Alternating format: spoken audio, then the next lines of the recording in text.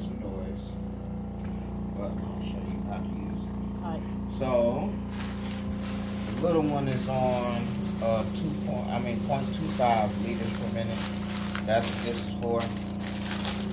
So the proper read is set for the little one, and I will hook up the tubing for it. First, we set the machine to 1. So there's a ball here. The bottom of the ball has to be at the top of the line in order to get the proper read. So we're going to set it to 1. Make sure that's about where that's about 1. And what we're going to do here, I'm going to set you up a connector tube.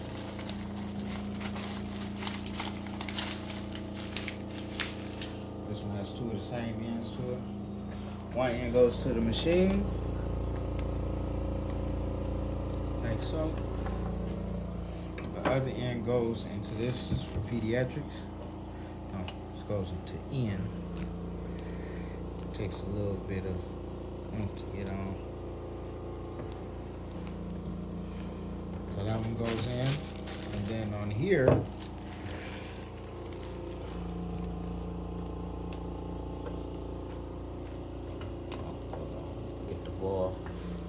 have to get the ball to come down.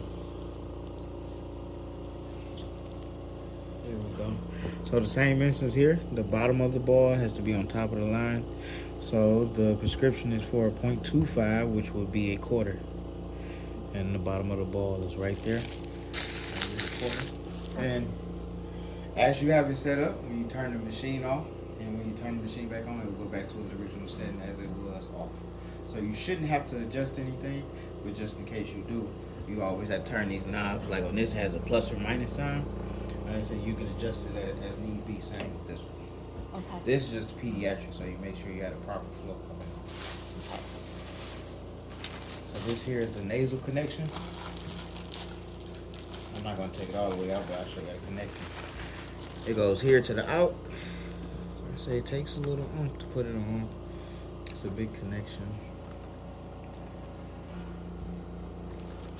And it goes like so. Then when you are actually put the nasal cannula on, that's what the name of this is. See how it's curved?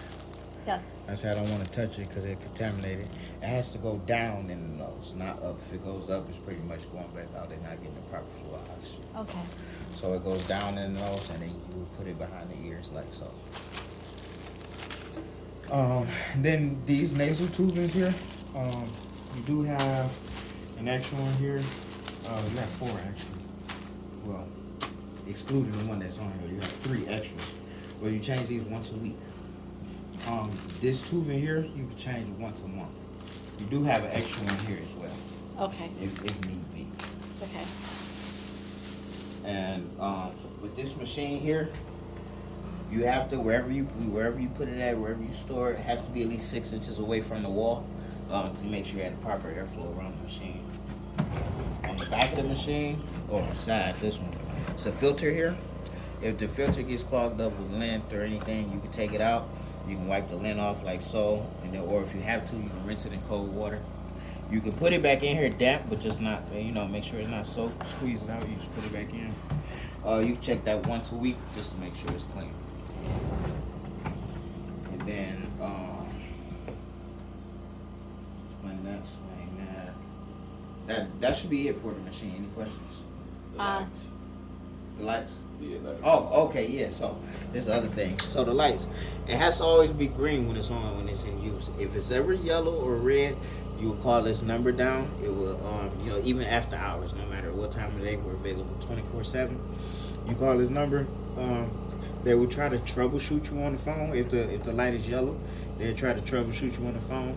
If they can't, they will send a tech out. If it's red, they'll immediately send somebody out and we'll replace the machine for you. Okay.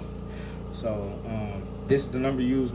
The number should be on here, and You got a number on the tank. it should be a number on the tank. There's a number on the back of the smaller machine too. Okay. I say any time of the night, no matter if it's 3 o'clock, whatever. We have a guy on call every day. Okay. So after that, you turn the machine off. Wherever you store it or anything, it isn't a problem. Just make sure, like I say, if it's in use, just make sure you have space behind it so you have some airflow. Okay. Well, in this case, on side. Because you Okay. gotta make sure the filter is unobstructed. So at Okay. least if you face it this way, it has to be at least 6 inches from there. Okay. Now I said these extras are yours. I'll put them right back in the bag where I have them. And make sure the concentrators are away from radiators, heaters. Oh yeah. If you do have radiators, I know a lot of homes don't have them anymore. But if you have radiators, keep the oxygen tanks away from it and keep the machines away from Okay. it. Another thing, this is a backup tank in case this goes out or you have a power outage. This is the tank that you would use for that. Okay. If this button is ever red, if the light is ever red, turn it off and immediately switch to the tank until we can bring up service. Now on 0.25, this should last maybe, 14 hours or something. I'm about to go in there and get an oxygen package too. Okay. Oh yeah, I forgot the oxygen package. It's a package we had to go to. It just gives you all the safety precautions we use the oxygen and care if you have to do any cleaning or so on site. Okay. But and I'll show you how to actually use the tank. Okay. It's fairly simple, not that hard. So this is the backup tank. You just pull this tab off. If you ever get a tank delivered to you and it doesn't have this tab, don't use it. No matter if the tank is full, don't use it. Some techs, unfortunately, sometimes do it, but I wouldn't use it. I recommend getting another tank with a tab. Okay. It just shows you just proof that it hasn't been tampered with. Because we don't put them on, the oxygen company do. Okay. So, you see, in the side of this regulator, there's 3 prongs in here. This one has a O-ring around it. You have to match them up with the 3 holes on the side of this, on the side of the tank here. So you could just slide it over top, pull this up, and you pull it in till it seats, and you just tighten it up. It don't have to be super tight, just snug. So you get it snug like that, and before you use it, make sure it's full. It has to at least be touching the green and know it's full. And to turn it on, you will make a quarter turn to the right, no, to the left, and you will hear it pop. This is the flow regulator. For the little one, you will put it on 0.5. Okay. Anything higher, it'll be too high of a flow, and it won't be for the proper recommended flow for the little one. So when they come and replace the tank, like say they use it, they keep this. Yes, the regulator. They Yes, they keep do this. keep this. Okay. Oh, if you do get a replacement tank, the person replacing it should take it off. Okay. Before anything, if they do take the whole tank, make sure you mention like, hey, do we get another regulator? Because sometimes we do have a tank that's called a all inclusive, has everything included in it. Right. But very rarely we deliver it. But sometimes if we have them, we will deliver to the residents. Okay. And then the same thing with this. If you already use the tank, you disconnect from here, and you connect right here at the bottom, Oh, okay. and it would be the same thing. Okay. And then so you turn this back, just close it back up. But if you do turn this on, as long as this is on 0, it won't leak in here. Okay. If you are ever using this and you hear air like coming from around here, more than likely that little gasket in there is leaking and it's bad. You call and we'll bring you another. Okay. Call the same number for any issues that you have. Okay.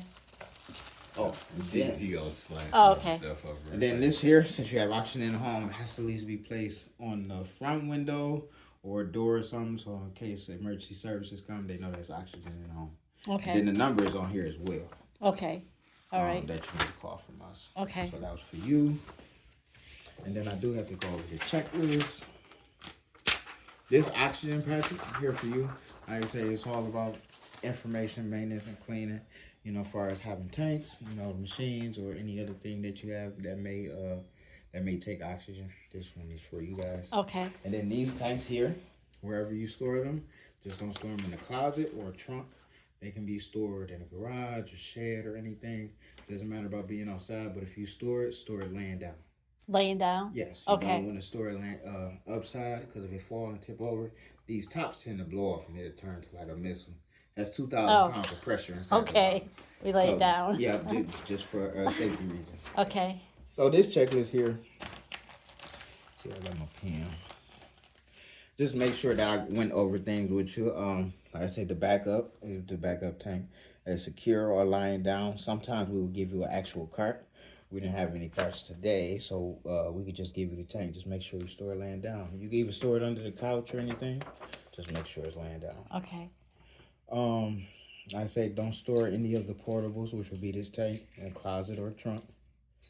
As far as the machine, the condition of the cord and its testing, we all do that in-house. So that's all done, and that's what these papers are for, testing the machine. Okay. You very minimum, you guys have to at least have a smoke detectors. Fire extinguishers is a plus if you have it, but minimum at least one working smoke detector. I think they got one right up there. Okay. I say the tubing protocol is at least change this if the little one is using it continuously, this one has to be changed once a week. If they aren't using it at all, you don't have to replace it. Only if there's continuous use. Okay. Filter, like I say, check the filter once a week just to make sure everything is good with that. Oxygen tubing, like he explained, be clear. Radiator, same with the machines and a tank. If the home does have some, not many do. Another thing, this is very, very important. If you notice the nasal area is getting a little irritated, don't use anything petroleum based to kind of calm the itching down. Because I know even like Aquaphor, the name is a little misleading, but it's petroleum based. If you can find like hydrocortisone or something, it'll help keep the irritation down.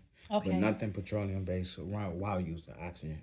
It'll cause like a burning sensation. Ooh, okay. I like to say leader flow is tested, and that is done. That's done at our shop as well. Make sure the machine is puffing out the right amount of air that the gauge says. Visualize how to turn on and turn off the tank, which is by this switch. Here, you okay with that? Yeah. I say a quarter of a turn is fine. You don't have to, keep turning it. Okay. Sometimes too, if you unscrew it too much, this will pop off. Okay. So just a quarter turn is enough to get the bottle open. The no smoking sign, like I explained, has to be posted at least in the window or the front door, so emergency service see it if in case they do have to get in. Okay. If you have anyone else that would be able to help and taking care, you have to explain, educate them on how to use it. If you aren't sure enough yourself to do it, you can call a number and we can send somebody else out and they can re-explain it again. Okay. It's not a problem at all. Okay. And then this here is for the oxygen setup packet, which is what I gave you. Yep. If you have time, it's not really, I hate to say it's not really required. It's a lot of good information you'll know in here that I didn't explain in depth. Right. But if you ever want to know in-depth reasons for a lot of things, this explains almost everything. Okay. All right. So, that's a real good information packet, in the middle of the night if you're having a problem or something, or just curious, this is a good read. Okay. And is there any more questions? No, not that I can think of any. Okay. I do the checklist and I do need 2 signatures.